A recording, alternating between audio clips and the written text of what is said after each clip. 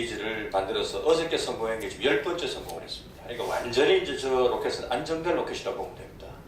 우리가 물론 이제 우리 천 박사님은 엔지니어시니까 자연과학 쪽에서 보는 시각과 또 사회과학 쪽에서 보는 시각이 좀 다를 수가 있겠습니다만 인문사회 쪽에서 볼 때는 한 로켓의 그 원형 타입이 개발되고 나서 10번 성공을 하면 그 로켓의 신뢰성을 인정을 합니다. 그렇기 때문에 우리가 나로호 미래에 우리가 순국산 한국형 발사체를 만든다면 한 10번 성공할 때까지는 실패가 있겠구나라는 것을 자연스럽게 우리는 생각하지 않으면 안 될 것이 여태까지 우주 선진국들이 갔던 선례적 경험이다. 저는 그렇게 보고 있습니다. 그런 관점에서 이번에 나로 발사하는데 언론들이 절반의 성공이라는 그런 헤드라인을 뽑아준 거는 대단히 그 지혜 있는 이 보도 태도였다. 저는 그렇게 생각하는 게 그게 절반의 실패란 말하고 절반의 성공이란 말하고 제일 처음에는 아무것도 모를 때는 한 방에 뭐 2,500억은 날라가 뭐 이렇게도 쓸 수 있거든요. 이 우주라는 것이 잘못하면은 민생이 먹고 살기도 힘들어 죽겠는데 무슨 지금 거기에 돈을 써야 되느냐 이런 얘기도 나올 수 있겠습니다만은 이 선진국이 되는 길목에 있는 나라들이 갔던 공통점이 이 거대 과학의 두 가지 큰 기둥 우주항공하고 원자력 이거를 발전시키지 않은 나라가 거의 없습니다. 그래서 이 부분에 대한 순국산 기술과 그 다음에 대외 수출 이런 것들이 언젠가는 대한민국의 목표로 자리 잡아야 되지 않겠냐 그런 생각을 저는 갖고 있습니다.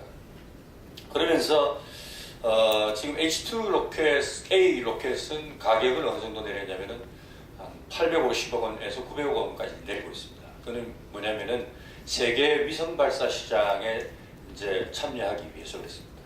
지금 세계 위성 발사 시장의 선두주자는 프랑스 아리안 시리즈입니다.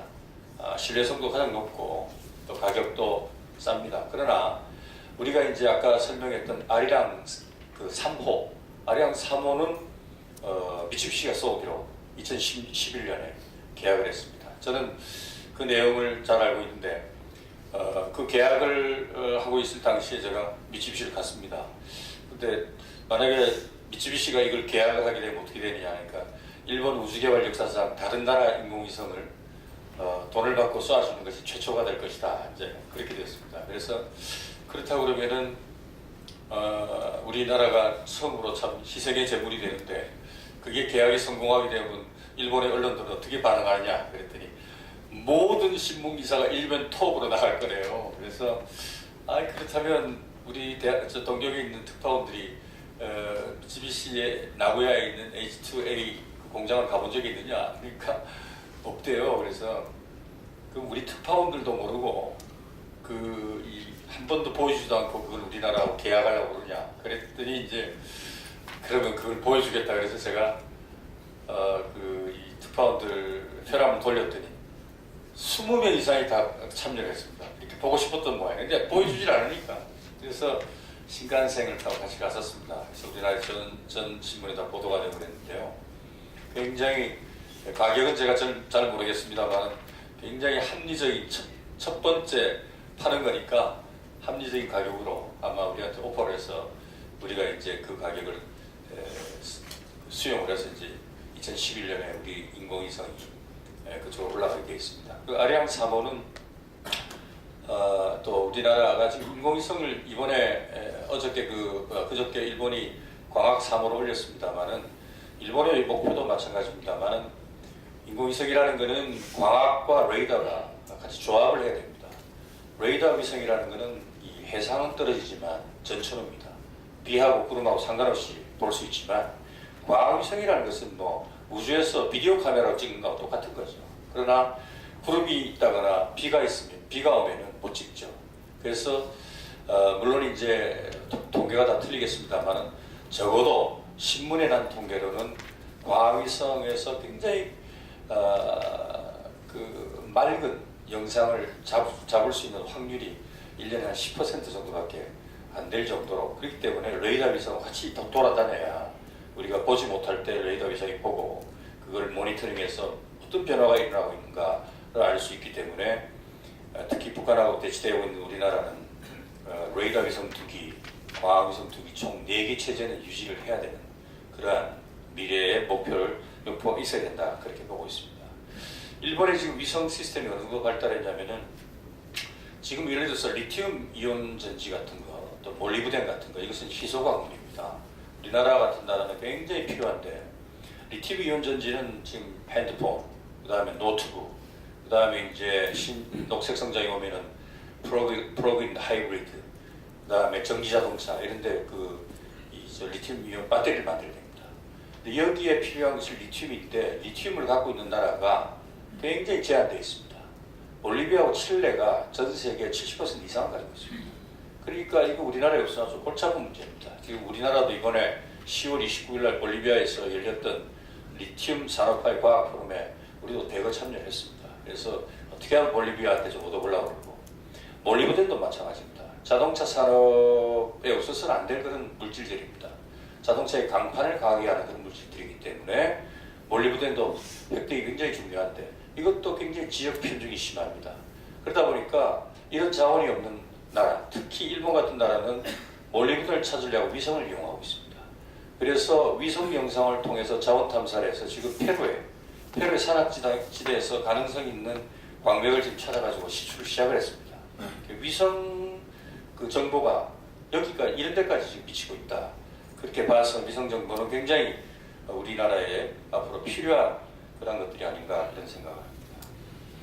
그런 정도로까지 발전시킨 일본이 우주 개발을 해오는 데 있어서 어떻게 이렇게 할 수 있었냐라는 것은 한 3가지 이유로 제가 말씀드릴 수 있겠습니다. 첫째 하나는, 일본은 오래전부터 펜슬 로켓이 돼가지고 한 이연필 로켓을 동경대학에 있는 이토가와 박사가 만들어가지고 50년대 그걸 만들었습니다. 그래서 지금도 고체 연료 로켓은요, 세계에서 가장 대용량을 갖고 있는 나라 중에 하나입니다.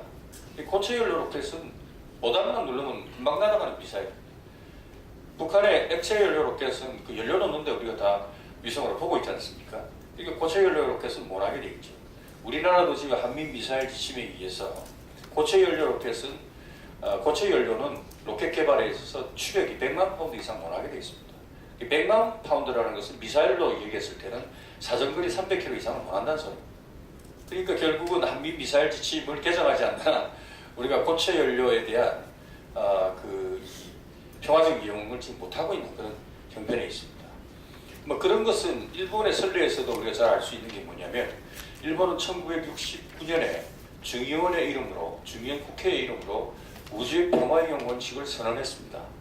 그것은 미국으로부터 우주를 평화적으로 이용하겠다는 의지를 보여야 미국이 우주협력을 해줄 것이다. 또 미국도 니네들이 평화적으로만 해야 우리가 주겠다. 그러나 또 미국의 한켠에 마음은 이게 있었습니다. 이 나라는 안 도와줘도 언젠가는 우주를 개발할 수 있는 능력이 있는 나라이기 때문에 차라리 도와주면서 컨트롤하자. 이런 양자 간의 합의가 있어서 미일 우주협력이 시작이 됐던 거고, 그래서 미국의 델타 로켓 기술이 이전되어서 그 N1 로켓이 성공하는 그런 이제 절차를 밟아서 오늘날까지 오게 됩니다. 그러면서도 또 일본은 운이 좋았습니다. 왜냐하면 1964년에 중국이 핵실험에 성공했습니다. 그러다 보니까 일본도 핵, 그 다음에 장거리 미사일 이걸 다 생각하자, 이런 또 국내적 분위기가 있었습니다.